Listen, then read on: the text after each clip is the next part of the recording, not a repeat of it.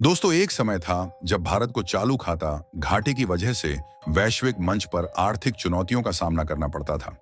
लेकिन अब तस्वीर बिल्कुल बदल चुकी है। आज वही भारत जिसने सालों तक आयात पर निर्भरता और डॉलर की कमी जैसे संकट देखे, अब 13.5 अरब डॉलर का चालू खाता सरप्लस दर्ज कर रहा है, वो भी सिर्फ एक तिमाही में।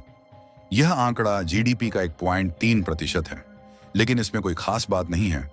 खास बात यह है कि असल मायने में यह एक आर्थिक चेतना का संकेत है, जो भारत को सिर्फ एक उभरती नहीं बल्कि दिशा देने वाली ताकत बनाता है। क्योंकि जब दुनिया के तमाम देश मंदी, युद्ध और महंगाई के तूफानों से जूझ रहे हैं, तब भारत ने स्थिरता, संतुलन और रणनीतिक सूझबूझ का ऐसा उदाहरण पेश किया है जिसने वैश्विक अर्थव्यवस्था की नजरें उसकी ओर खींच ली हैं।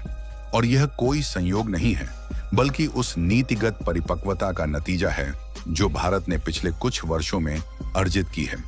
और सिर्फ यही नहीं, बल्कि भारत अब अपने पुराने विदेशी कर्ज के सोने को वापस लाने की तैयारी कर रहा है, जिसने पश्चिमी ताकतों को साफ संदेश दिया है कि अब भारत किसी पर निर्भर नहीं, बल्कि खुद एक निर्णायक शक्ति है। और देखा जाए तो बीते साल की इसी तिमाही में जहां भारत का चालू खाता सरप्लस महज 4.6 अरब डॉलर था, वहीं इस साल ये आंकड़ा 3 गुना छलांग लगाते हुए 13.5 अरब डॉलर तक पहुंच गया है।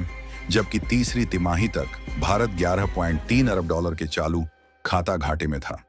लेकिन चौथी तिमाही में वही घाटा न सिर्फ कवर हुआ, बल्कि एक ऐतिहासिक सरप्लस में बदल गया, जहां पूरे वित्त वर्ष 2024 से 25 में भारत का चालू खाता घाटा केवल 0.6% रहा है, जो पिछले साल के 0.7% से भी कम है। इससे एक बात तो क्लियर है कि भारत अब घाटे की गिरफ्त से निकलकर आर्थिक मजबूती की दिशा में तेजी से आगे बढ़ रहा है।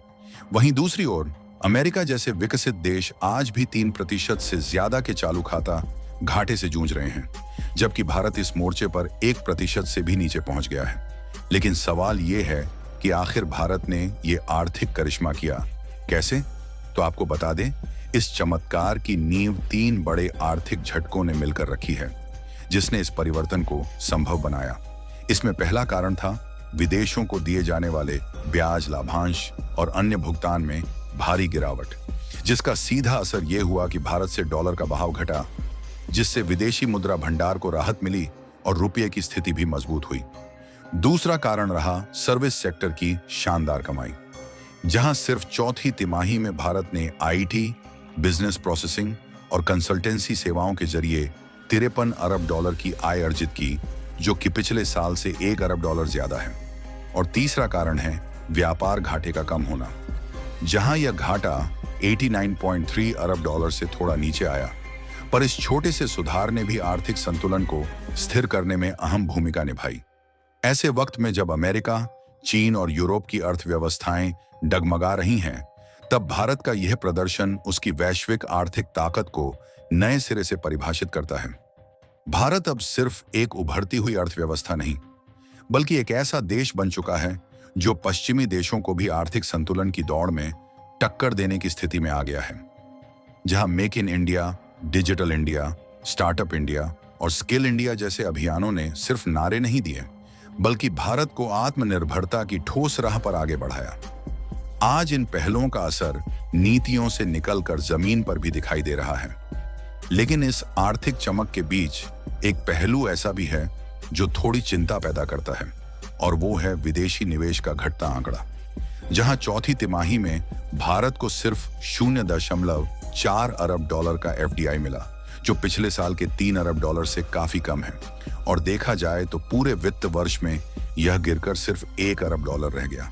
सिर्फ इतना ही नहीं, बल्कि फॉरेन पोर्टफोलियो इन्वेस्टमेंट एफपीआई में भी कमजोरी देखने को मिली, जहां चौथी तिमाही में 5 करोड़ 9 लाख डॉलर का आउटफ्लो दर्ज हुआ।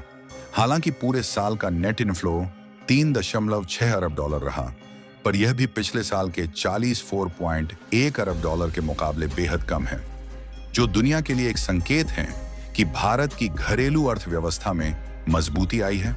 वहीं दूसरी ओर भारत ने एक्सटर्नल कमर्शियल बोरोइंग यानी विदेशी ऋण के क्षेत्र में चुपचाप लेकिन प्रभावशाली जीत दर्ज की है। और देखा जाए तो चौथी तिमाही में भारत ने 7.4 अरब डॉलर का विदेशी कर्ज जुटाया, जबकि पिछले साल यही आंकड़ा सिर्फ 0.6 अरब डॉलर था। और इसका असर सीधा विदेशी मुद्रा प्रवाह पर पड़ा, जिससे देश का फॉरेक्स रिजर्व भी बेहतर हुआ। जबकि चौथी तिमाही में भारत के विदेशी मुद्रा भंडार में 8.8 अरब डॉलर की बढ़ोतरी हुई, जो कि पिछले साल 30.8 अरब डॉलर था। लेकिन इस बार की बढ़त ज्यादा स्थिर और भरोसेमंद मानी जा रही है, जिससे न सिर्फ बैंकिंग व्यवस्था को राहत मिली, बल्कि पूरी अर्थव्यवस्था में एक नया आत्मविश्वास भी महसूस होने लगा है।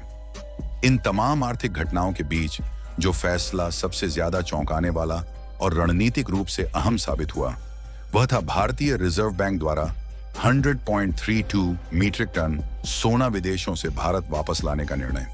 ऐसे समय में जब दुनिया युद्ध, राजनीतिक अनिश्चितता और आर्थिक अस्थिरता से जूझ रही है, आरबीआई का यह कदम सिर्फ एक लेन देन नहीं, बल्कि भारत की गहरी रणनीतिक सोच का संकेत है।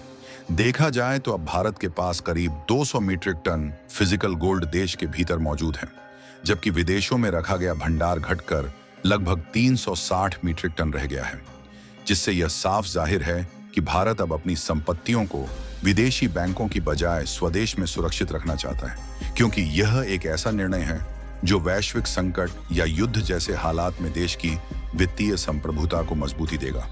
विशेषज्ञों के मुताबिक भारत का ज्यादातर विदेशी सोना अब तक लंदन के बैंक ऑफ इंग्लैंड, स्विट्जरलैंड के बासेल स्थित बैंक फॉर इंटरनेशनल सेटलमेंट और अमेरिका के फेडरल रिजर्व बैंक में सुरक्षित रखा गया था।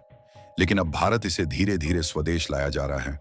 और अगर आपको नहीं पता तो बता दूं, 31 मार्च 2024 तक आरबीआई के पास कुल करीब 822 मीट्रिक टन सोना था, जो अब बढ़कर 898 मीट्रिक टन हो चुका है, जिसमें से 54.13 मीट्रिक टन सोना नया खरीदा गया, जबकि बाकी हिस्सा विदेशों से वापस मंगाया गया। और इसके पीछे 3 अहम वजहें रहीं, जिसमें पहली है सोने की वैश्विक कीमतों में तेजी, दूसरी भारतीय रुपये में गिरावट और तीसरी वजह आरबीआई की नई गोल्ड होल्डिंग पॉलिसी। लेकिन सबसे अहम सवाल यह है कि आम जनता को इससे क्या फायदा होगा? तो इसका सीधा और असरदार जवाब है सोने की कीमतों पर नियंत्रण। जब भारत में फिजिकल गोल्ड की उपलब्धता बढ़ती है, तो जरूरत पड़ने पर आरबीआई बाजार में इसकी सप्लाई बढ़ाकर दामों को स्थिर कर सकता है।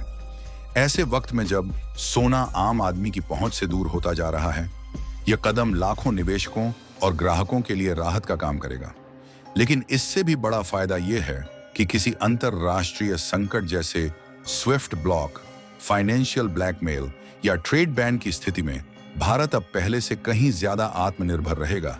साथ ही देश के भीतर मौजूद स्वदेशी गोल्ड रिजर्व आर्थिक कवच की तरह काम करेगा। और यदि हम मौजूदा वैश्विक हालात पर नजर डालें तो तस्वीर साफ दिखती है।